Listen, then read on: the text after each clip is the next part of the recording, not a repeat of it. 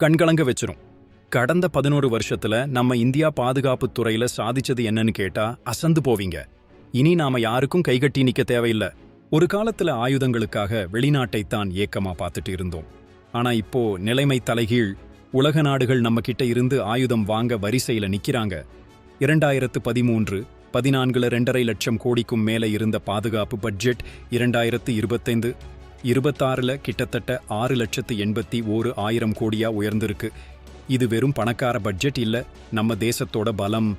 2014, 15ல வெறும் 46,429 கோடி ரூபாயின்னு இருந்த பாதுகாப்பு உற்பத்தி 2023, 24ல 1,27,000 கோடியா தாண்டியிருக்கு. சும்மா இல்ல, 174% வளர்ச்சி. புல்லட் ப்ரூஃப் ஜாக்கெட்ல இருந்து டோர்னியர் விமானம், சேத்தக் ஹெலிகாப்டர்னு எல்லாத்தையும் நம்ம இந்தியாவே உற்பத்தி செய்யுது.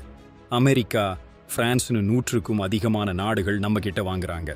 இது நம்ம பசங்களுக்கு வேலைவாய்ப்பையும் அள்ளித் தருது. இந்த பிரமிக்க வைக்கும் வளர்ச்சி இந்தியாவை ஒரு புதிய உச்சத்துக்கு கொண்டு போயிருக்கு. அடுத்த தலைமுறை போர் ஆயுதங்களான ட்ரோன், சைபர் பாதுகாப்பு, செயற்கை நுண்ணறிவுன்னு எல்லாத்துலயும் நம்ம இந்தியா கெத்து காட்டுது.